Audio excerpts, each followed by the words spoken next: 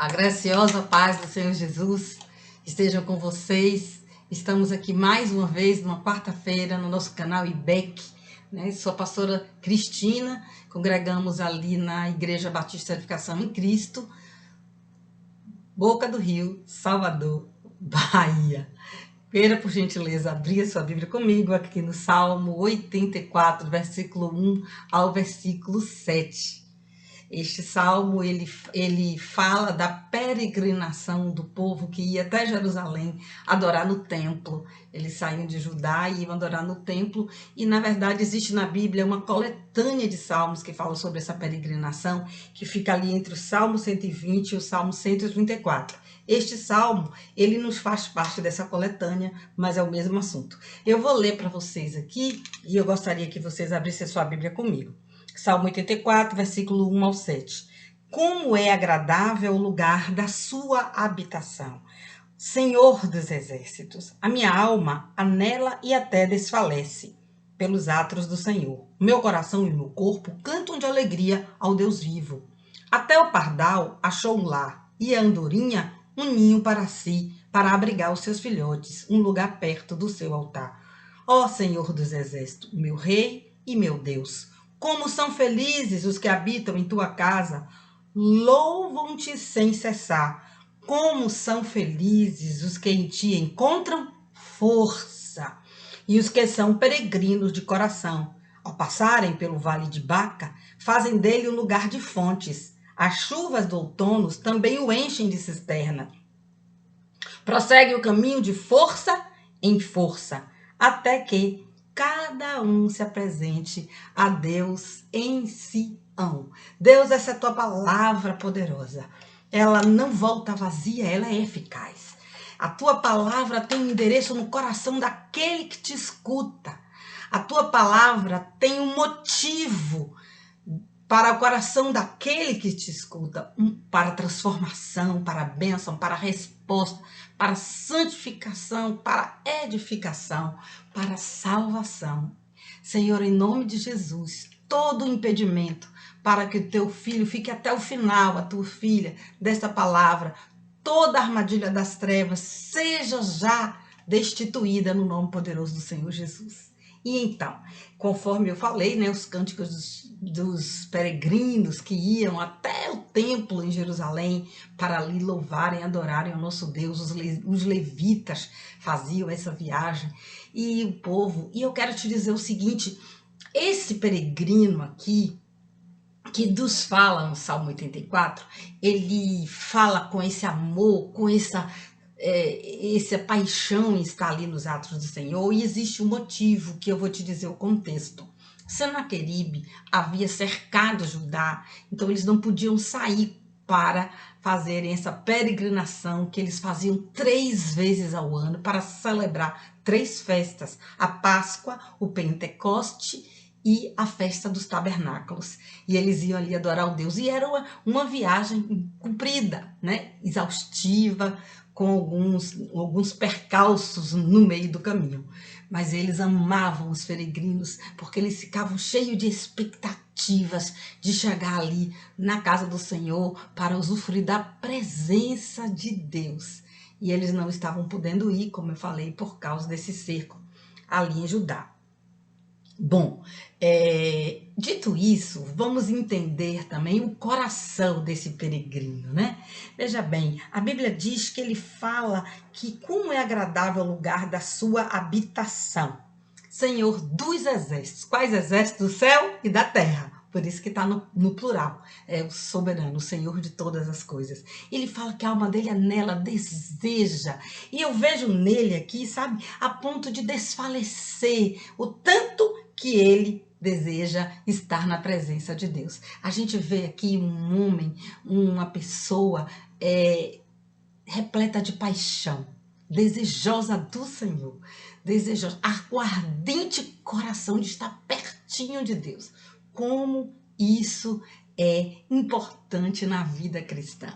Talvez, irmão, o tempo fez com que você perdesse um pouco dessa alegria, dessa expectativa, dessa sede da gloriosa presença de Deus. E hoje, a minha oração é nosso Deus, que Ele restaure restaure esse seu desejo, restaure essa sua sede de buscar, de estar com Deus, em comunhão profunda com o Senhor. Então veja bem, irmãos, e ele quer estar ali nos átrios, né? E aqui falam dos átrios físicos, porque no Antigo Testamento eles adoravam assim, eles adoravam no templo, né? E hoje no Novo Testamento a gente sabe que a adoração é em espírito e em verdade. Nós vimos isso no diálogo com a samaritana, onde Jesus diz assim: haverá um tempo em que os verdadeiros adoradores adorarão em espírito e em verdade. Não mais no monte ou em Samaria ou em Jerusalém, não, mas em espírito e verdade. E esse tempo chegou, é o tempo da graça. É o tempo em que nós vivemos e nós verdadeiramente temos que adorar a Deus em espírito e em verdade. Mas aqui retrata a alegria desse povo, desses cidadãos peregrinos, né? Somos todos aqui cidadãos dos céus peregrinando na terra. Somos peregrinos, né? Porque o nosso destino final, a nossa cidadania, ela é celestial. Tudo aqui é muito transitório. Então, essas passagens aqui da Bíblia, esses versículos que nós acabamos de ler no Salmo 74, retrata também, de forma simbólica, a caminhada do cristão até ele chegar na terra da promessa, até ele chegar na eternidade, até ele chegar numa promessa específica, podemos aplicar assim também, que Deus tem para a sua vida. Então é uma caminhada, e isso também vai ser aplicado ao longo da leitura do nosso texto hoje. Então veja bem, a Bíblia diz que o coração dele e o corpo dele cantavam de alegria ao Deus vivo. Eu tenho uma observação especial para falar sobre o Deus vivo. Aqui ele fazia um contraste com o Deus pagão, né? Que a fé dele era no Deus vivo, em Jeová, no Criador dos céus e da terra. Mas quando eu ouço, quando eu leio essa expressão Deus vivo, eu medito e eu geralmente encontro no meu coração uma paz e um descanso em saber que Deus ele está ali nos observando, que ele é um Deus poderoso que age. Ele não é um Deus pendurado na parede, ele não é um Deus morto crucificado.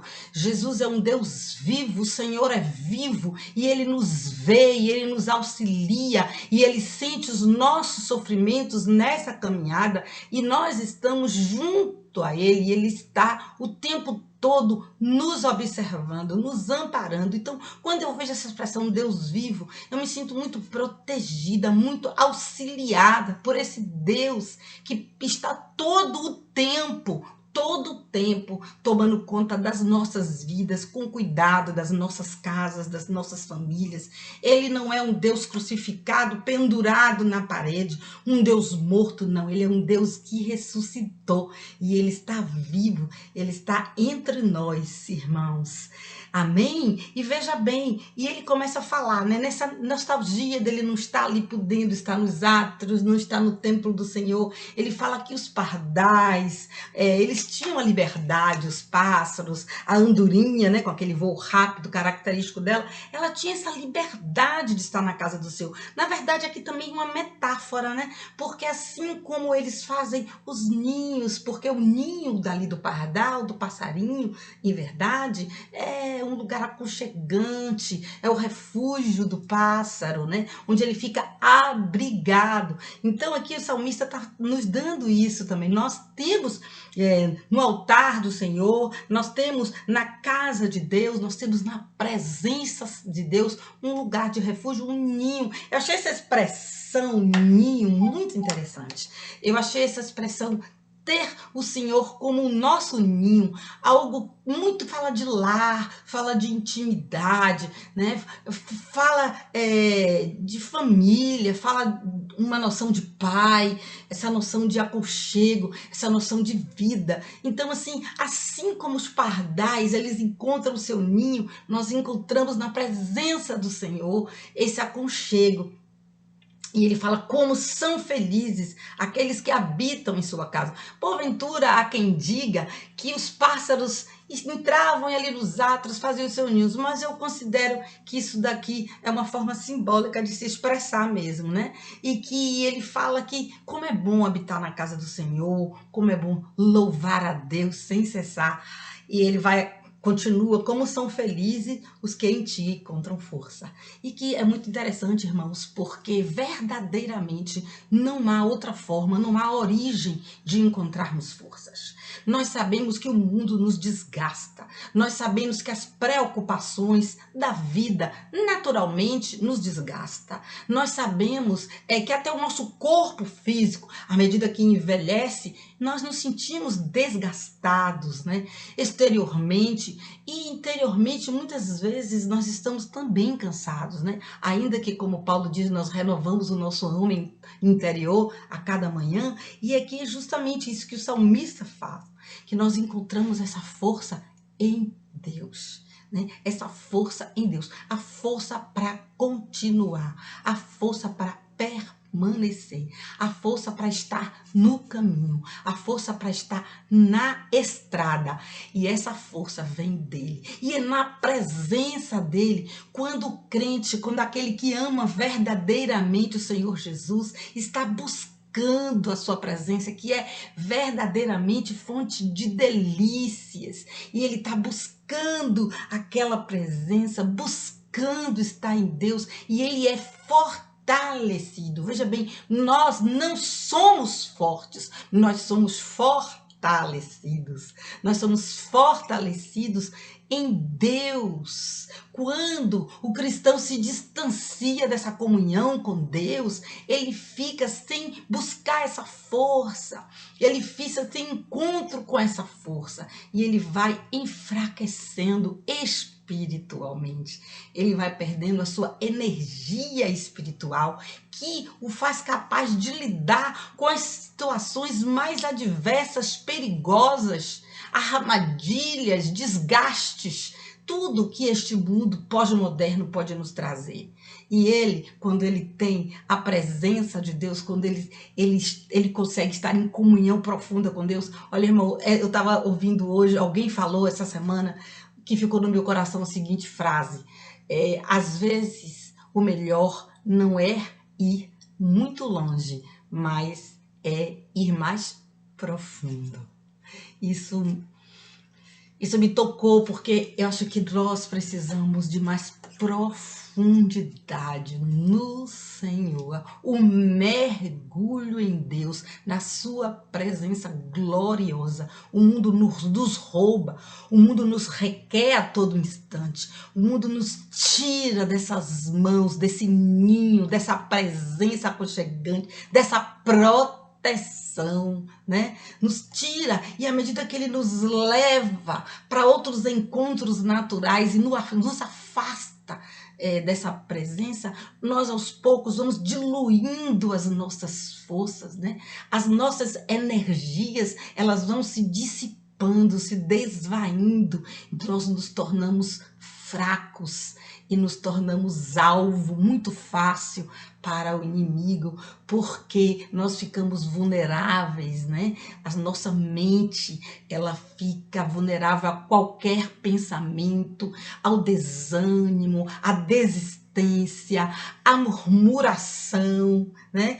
E vulnerável ao engano, a interpretar as coisas de forma equivocada, ou até mesmo de não observar, não perceber os sinais de Deus, as respostas de Deus, onde Deus aponta, o caminho que Deus aponta. Isso quando nós não estamos justamente ali, encontrando essa força que está em Deus, né?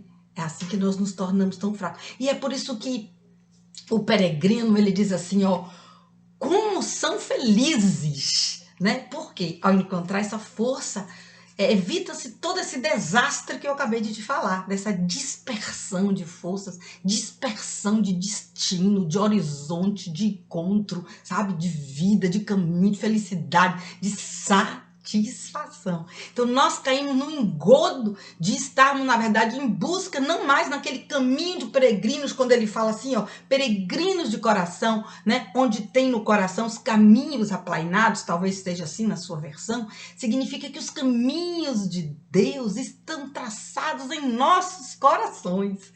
Entende? E então é fácil seguir esse caminho. No nosso coração está o caminho do Senhor. Né? O nosso coração está em seguir o Senhor, em ouvir o Senhor, em estar na presença do Senhor. Somos peregrinos mesmo, né? Peregrinos de coração.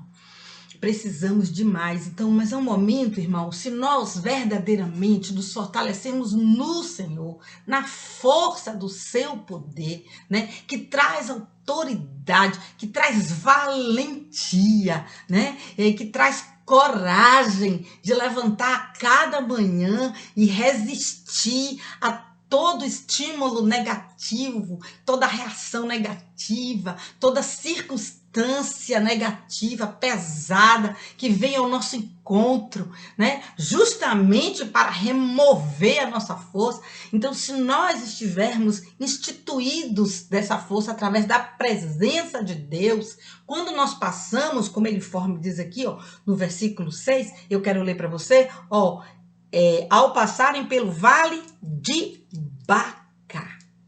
Olha só, esse vale, que aqui no caminho para Jerusalém, significava alguma parte, né, desértica, daquela estrada que levava até Jerusalém, onde era a parte, vamos dizer, mais perigosa, né? Vamos situar que era a parte mais perigosa do percurso.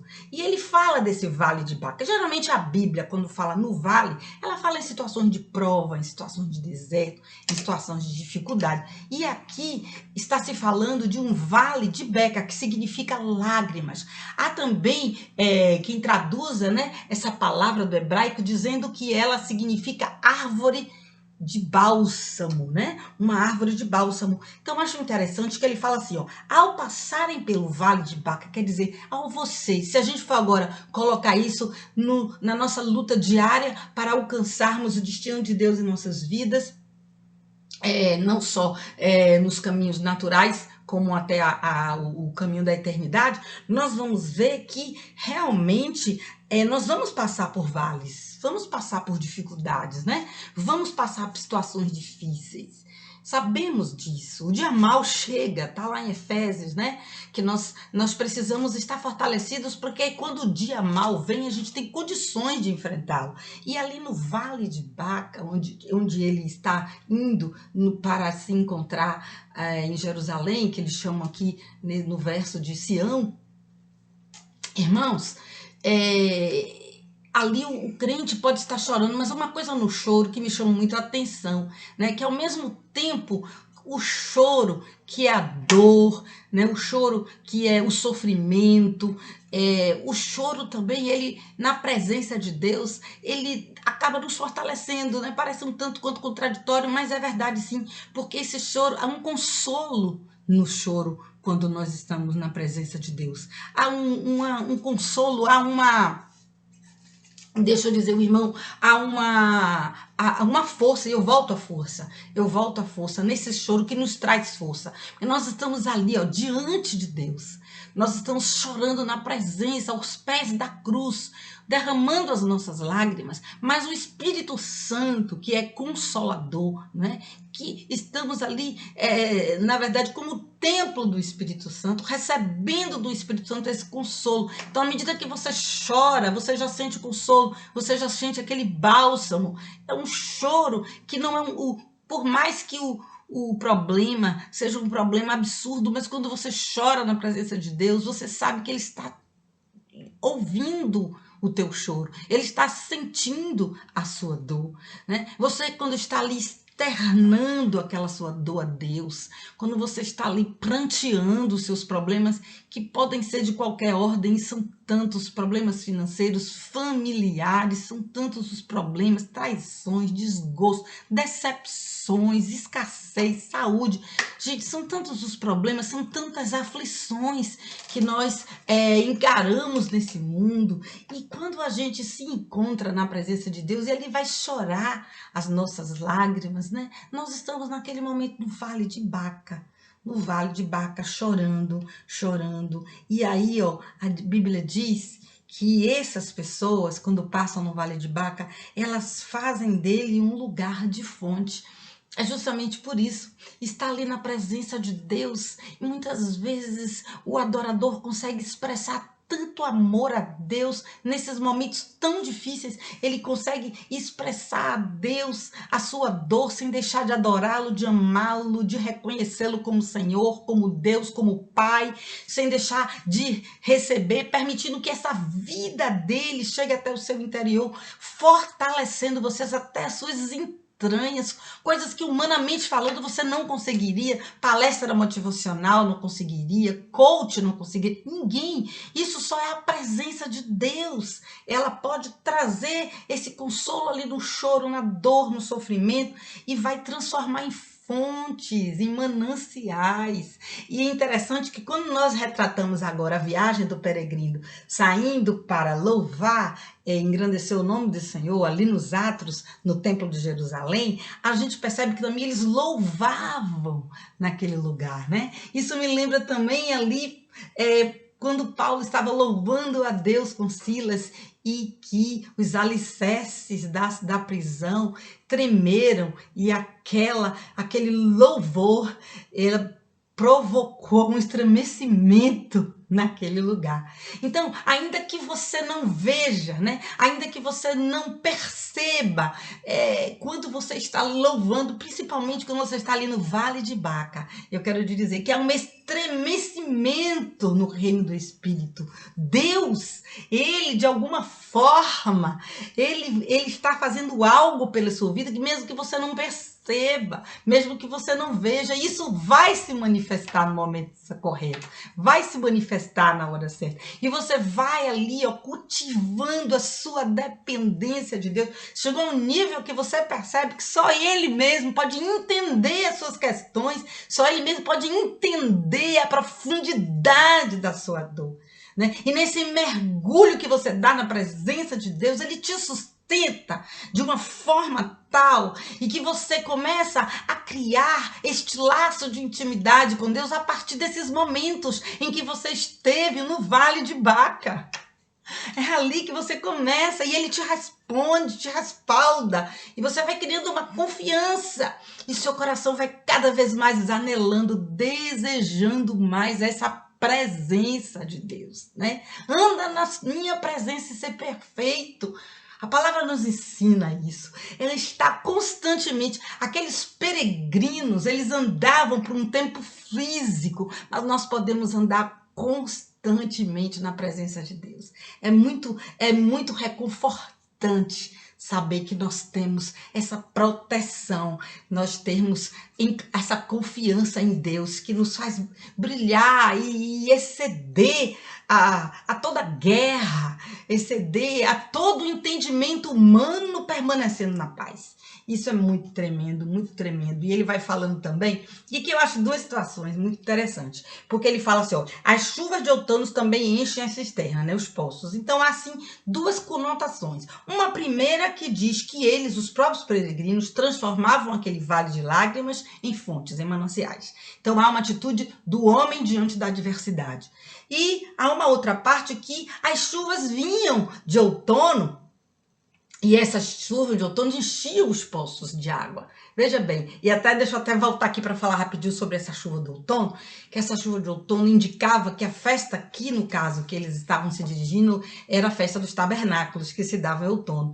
Então, assim, na verdade, havia nesse momento a provisão de Deus naquele lugar árido, porque era árido o Vale de Baca, era árido, inclusive algumas versões falam no Vale Árido, e nesse vale árido, há aquelas chuvas de outono que enchiam aqueles poços, né? E você sabe quão rico e quão é importante os poços que se cavavam para encontrar os mananciais de água mediante as regiões desérticas. A água era de uma preciosidade, de um valor muito grande. Então significava que aquele poço ele ia transbordar, ele ia se encher das águas que vinham dos céus, ou seja, as bênçãos de Deus vai ao encontro daquele que quando está a caminho, peregrinando na terra, encontro do seu destino eternal. O que acontece? Acontece que essas pessoas recebem o refrigério, a chuva,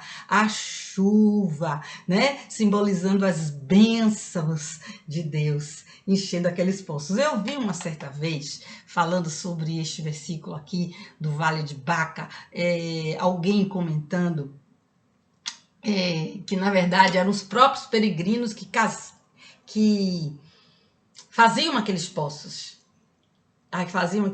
e que encontravam água. E que aí eles saíam, né, para o templo, e que ali eles deixavam aqueles poços para os novos peregrinos. Verdadeiramente eu acho que não é a interpretação mais lógica, mas acho sim que é uma boa aplicação.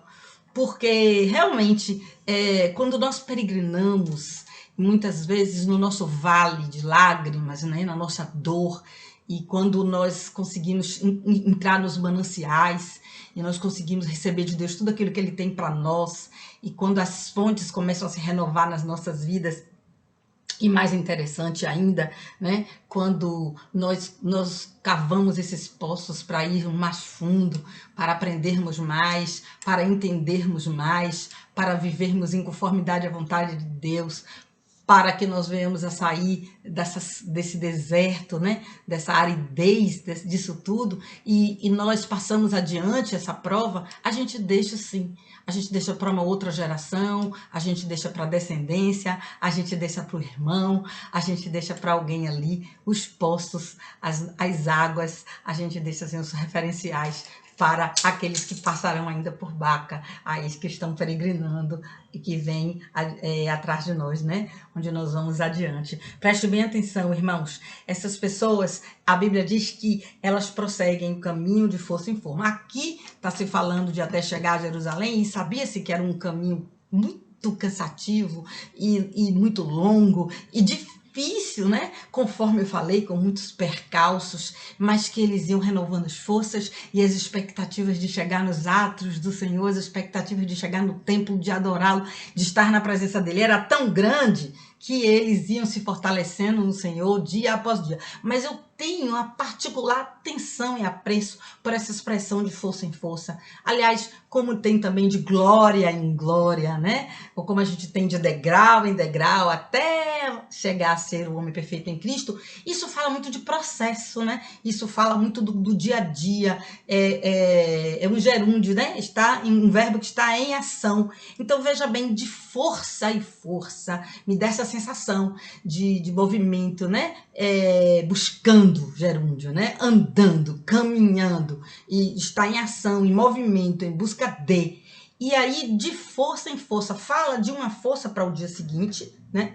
A condição de você acordar e precisar daquela força para conseguir se levantar, para conseguir reagir a mais um dia, então é uma força específica. Fala-se também, na realidade, que há um fornecimento de forças, né? E que há também esse de força em força fala muito também em acúmulo de força. À medida que eu vou levantando e vou em Deus, me esforçando em Deus e buscando Deus, recebendo a força desse Deus, como peregrinos de coração que somos, nesse momento nós estamos acumulando forças, resistência contra o mal, resistência contra as armadilhas das emoções, as armadilhas da carne, as armadilhas do inimigo, as armadilhas do mundo. Nós vamos acumulando experiências, né? E isso é muito forte. Esse de força em força significa para você, sabe? Você pode não estar vivendo lá o final da jornada, mas você está indo de força em força, de degrau em degrau, de glória em glória. Você está caminhando. Deus está te fornecendo a cada dia o necessário. Ele está provendo a cada dia. Ele está te trazendo a força necessária, o maná necessário para você vencer os obstáculos e as dificuldades daquele dia. E quando você amanhece outra vez, você ainda tem esse manancial onde você pode buscar força, porque jamais se esgotará. Então é uma promessa, é uma garantia, é uma certeza certeza que nos faz ficar muito confiantes nesse Deus, né? E muito seguros em nossa jornada cristã, até que chegue o grande dia.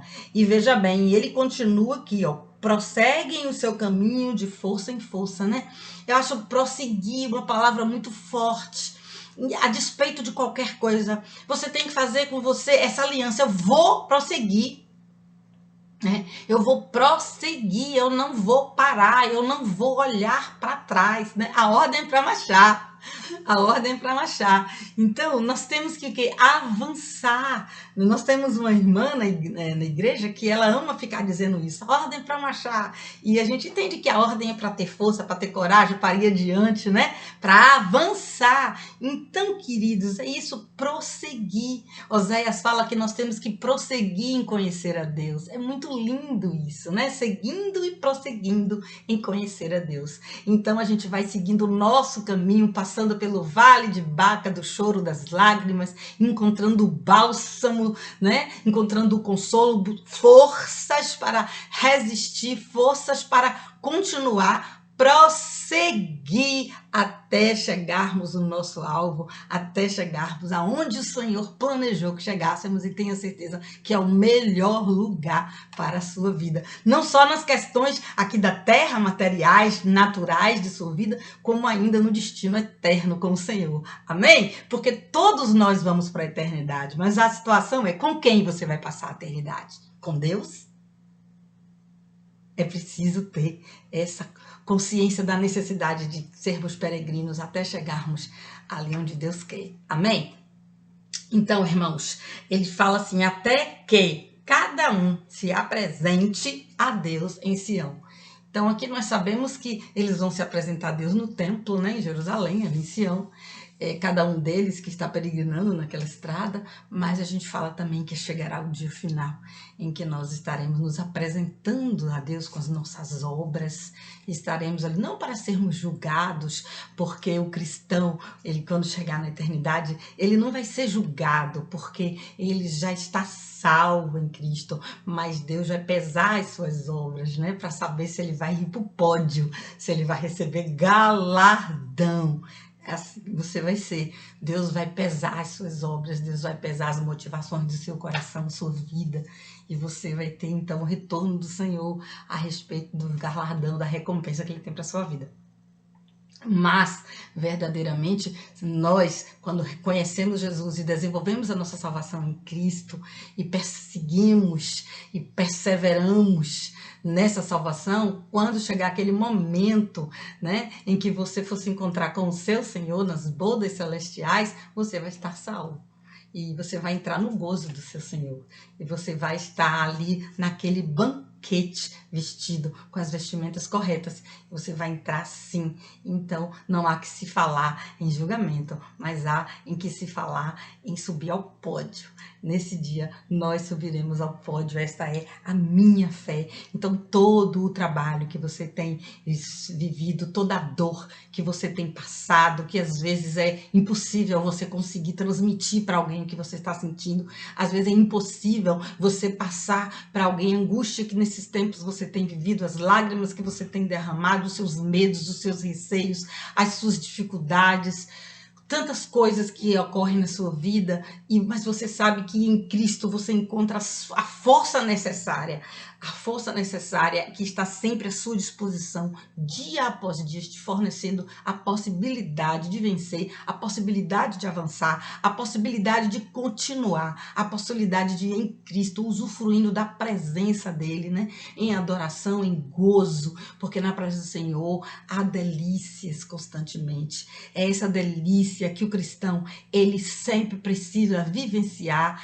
né? Porque é importante para que ele consiga permanecer firme, para que ele consiga permanecer forte, né? Para prosseguir até a jornada final. É necessário que busquemos essa presença, que busquemos estar ali na presença de Deus, porque é ali na presença de Deus que você vai encontrar forças para continuar a sua jornada. Você que é peregrino de coração aqui, onde os caminhos do Senhor estão traçados no seu coração. A Bíblia está guardada no seu coração para você praticá-la. O desejo de honrar o Senhor, o desejo de obedecer, o desejo de tudo isso que está ali guardado em você, e que o Senhor faz essa leitura com tanta certeza de que você o ama e você sabe o quanto que é precioso aos olhos de Deus. E nessas horas, revestido de todas essas possibilidades que Deus te dá, você consegue vencer qualquer circunstância.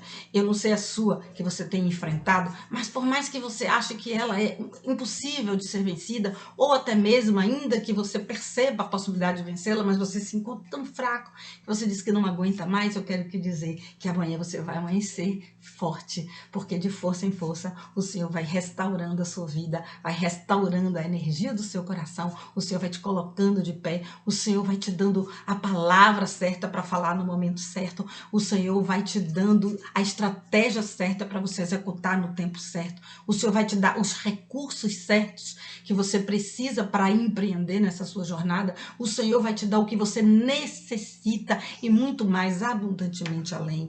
Ele vai também satisfazer os seus desejos, os seus sonhos, porque você tem se deleitado no Senhor, na presença do Senhor, né? Na presença de Deus, quer na congregação, onde estamos todos unidos com as nossas mãos levantadas, adorando a Deus, as nossas mãos erguidas, apaixonados por Deus, como aí no seu cantinho, no seu quarto, ali renovando as suas forças através dessa presença maravilhosa de Deus nos seus devocionais diários, ouvindo, escutando o Senhor, chorando, né? Louvando, adorando. É isso que faz com que não são grandes segredos, irmãos, não, são o verdadeiro segredo do cristão vitorioso, né? Para a jornada que ele tem pela frente é estar cultuando a presença de Deus todos os dias. Quer mais? Se conseguir todos os momentos, todos os tempos estar na presença de Deus, isso traz um fortalecimento, é uma força tão absurda que nada pode te derrotar.